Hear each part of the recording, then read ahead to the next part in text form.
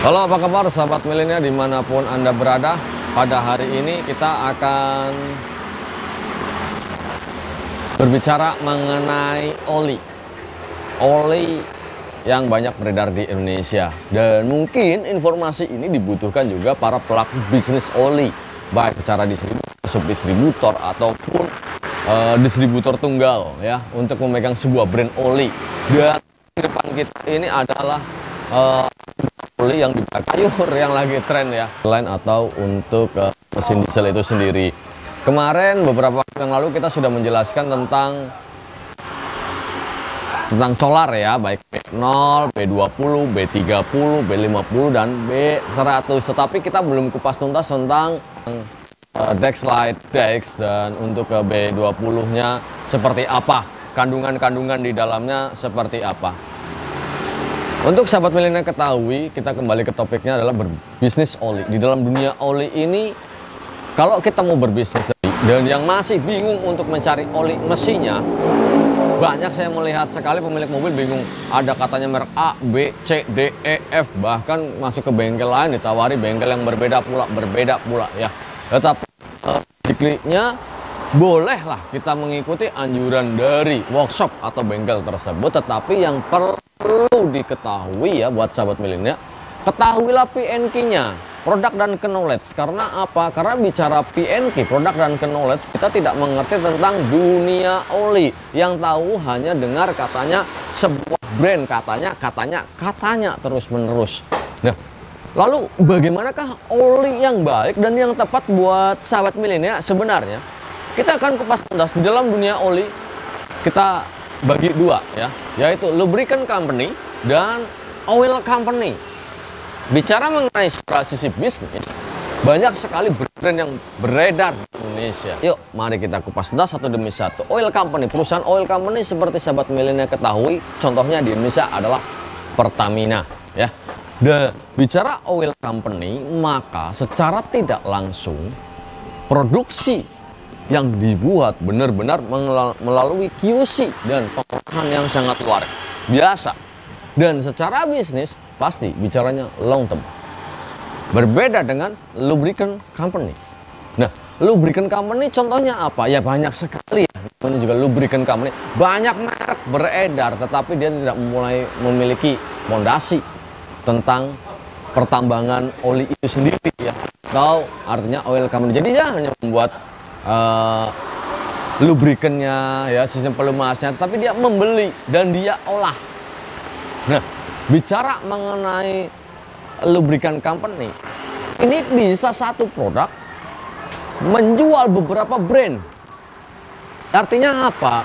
Sebuah lubricant company bisa menciptakan banyak brand ya. Perlu sahabat milenial ketahui, kadang orang akan bisa berjualan akan menanyakan, ini loh merek A dari perusahaan A, ini merek B dari perusahaan A pula. Nah, jadi bicara lubricant company, bicara secara bisnis, ini akan selalu berganti merek. Jadi saat sesinya habis dia akan berganti merek, berganti lagi gitu ya. Sedangkan bicara oil company, dia akan selalu menjaga kelangsungannya. Karena apa? Dia bermain dari sebuah hulu sampai dengan hilir dengan produknya. Jadi bicara kelangsungan bisnis, maka yang kuat adalah oil company. Nah, bagaimana jika sebuah lubricant company tetapi memiliki eksistensi ya dengan bisnis yang sangat banyak? Bisa pelajarilah dulu. Jika Anda pemain distributor oli dan ingin menjadi distributor atau subdistributor oli, pelajarilah dua hal tadi. Dari mana sumbernya? Apakah oil company ataukah lubricant company? Jika Anda mau berbisnis dengan skema lubricant company, pilihlah brand atau produk yang benar-benar berkontinuitas ya, berkelanjutan, tidak seperti metode habis ini mereknya hilang, muncul lagi baru gitu ya. Jadi ngikutin by trend. Dan perlu sahabat milenial ketahui pula, di Indonesia yang pernah saya kunjungi sendiri ada salah satu pabrik pengolahan oli. Banyak orang berdalil ya, berbicara bisnis bahwa kita pengen melihat pabriknya tidak boleh. Kita melihat pabriknya tidak boleh, padahal sudah diproduksi di Indonesia. Di Indonesia ya. Kenapa? Karena itu adalah sebuah privasi bisnis bagi mereka.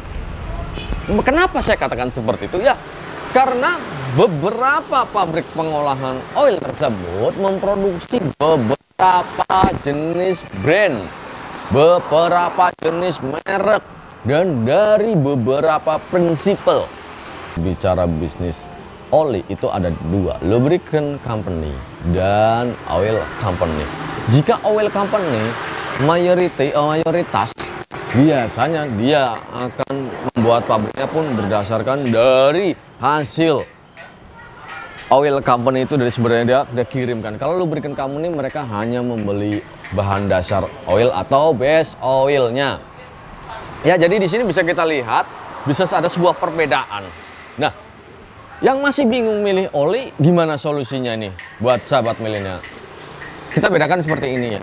Sahabat milenial pelajari mana oil company, mana lubricant company, banyak sekali di Google ya. Nah, bicara lubricant company ini biasanya, mohon maaf ya, biasanya sang sales atau bahkan kita pun banyak dikelabui dengan tren merek, baik itu masuk ke dalam OEM ya, original equipment manufacturer. Itu kalau bicara OEM itu biasanya kalau yang real ya itu ada speknya benar-benar real dan diakui, ada sebuah legalitas yang diakui. Bicara OEM ya, original equipment manufacturer, apa itu OEM atau OEM ya, original manufacturer itu adalah sebuah produk atau sebuah brand lubricant atau oil ya yang diakui dan disahkan memang sesuai dengan peruntukannya mobil tersebut.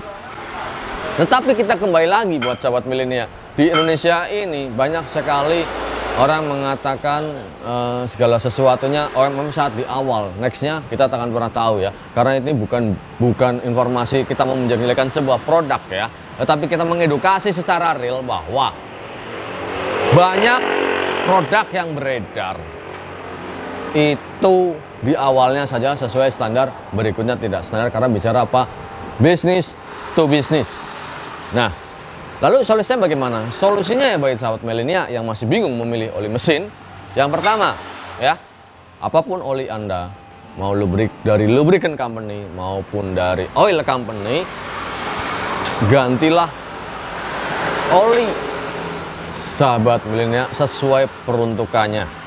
Ya, misalkan begini, jangan pernah membeli merek, tetapi pelajarilah P&K, produk dan knowledge-nya ya.